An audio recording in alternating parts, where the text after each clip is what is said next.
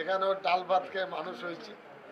তো এই কারণে আপনাদের প্রতি আমার দুর্বলতা ভালোবাসা বেশি।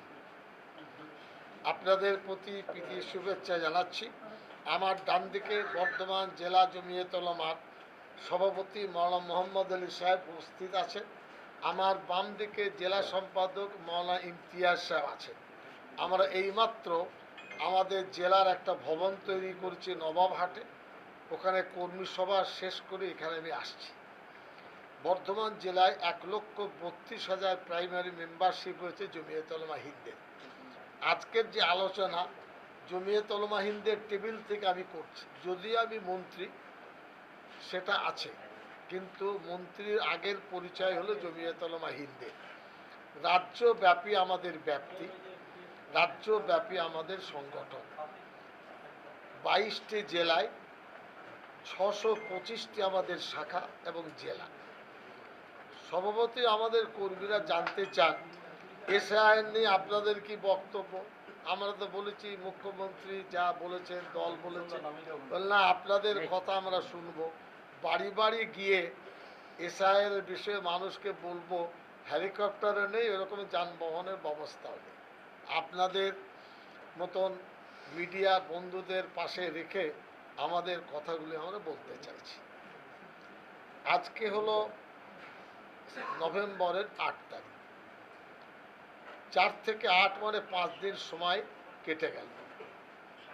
ইতিমধ্যে আমি গতকাল মালদায় ছিলাম, তার আগে ছিলাম উত্তর দিনাজপুর, ইসলামপুরের এসডিও, রায়গঞ্জে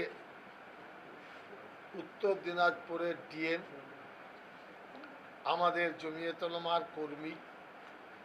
এরপরে মালদায় এসে কালকে সুজাপুরে নিজেদের মধ্যে একটা কর্মী সভা করেছি। আজকে করজগ্রাম, যেটা আমার ভিটে, মাদ্রাসার মসজিদে 400-500 প্রতিনিধি নিয়ে, ওটা হলো মন্তেশ্বর, মেমারি, নাদনঘাট, কালনা, পূর্বস্থলী, এদিকে মঙ্গলকোট, কেতুগ্রাম, এদের সকলে এসেছিলেন।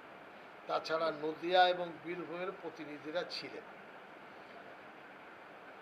এ পর্যন্ত যা রিপোর্ট পাচ্ছি, কোথাও 40%, কোথাও 50%। এইমাত্র এডিএম জি বর্ধমানের সাথে দেখা হলো সার্কিট হাউসে। আমি চেয়েছিলাম বর্ধমানের রিপোর্টটা নিতে। এডিএম জি যেটা বললেন, প্রায় 60 থেকে 65% প্রথম অবস্থায় এই ভোটার তালিকা এসআইআর নিয়ে যে একটা ধোঁয়াশা অবস্থা ছিল, বিজেপি যেভাবে এটা প্রচার যন্ত্র করে মানুষের কাঁধে চেপে থাকতে চেষ্টা করেছিল, মানে রুদ্ধ শ্বাস নিচ্ছিল মানুষ কি হবে, সেখান থেকে জনগণ খানিকটা উঠে এসেছে। ভয়টা কিন্তু অনেকটা কেটেছে, সবটা কাটেনি কিন্তু কেটেছে। এবং মানুষের মধ্যে একটা আছেন, জয়েন্ট ভিডিও আছেন, এই আরও আছেন, তাদের সাথে যোগাযোগ করুন, তাহলে বুঝতে আমরা পারবো যে পরিস্থিতি কোথায় দাঁড়ালো। বলবেন 3 বার, যাবেন না 1 বার, তো এসবগুলো প্রতারণা।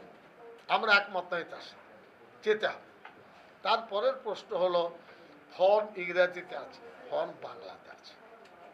পরিষ্কার বলতে হবে যে তার বাংলা ফর্ম দিয়েছেন, ডিস্ট্রিবিউশন করেছেন, আমার কাছে তার কপি আছে, আপনাদেরকে আমি দিতে পারি। এবার ইংরেজিটা বাধ্যতামূলক কি বাংলাটা অপশনাল, এটাও ক্লিয়ার করতে হবে যে সেম ভাবে আমরা বাংলাও নেব বা ইংরেজি, যে যেটা দেবেন আমরা নেব। আমরা লক্ষ্য করছি একজন বিএলও, একটা বুথে 800 ভোটার কি 900 ভোটার কি 700, একজন ব্যক্তি 300 বাড়ি যেতে হবে। It is possible.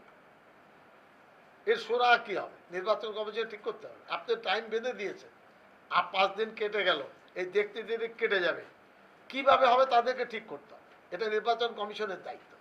Door to ডোর যদি 300 বাড়িতে যেতে হয়, কত টাইম হচ্ছে? একটা বাড়িতে যদি যেতে হয় 10 মিনিট ধরুন, তো 3 × 10 = 30 মিনিট। হিসাব করুন 200 বাড়িতে 30 মিনিটে, আমি অত অঙ্কতে পাকা না, বুঝে দেখুন কত সময় লাগবে।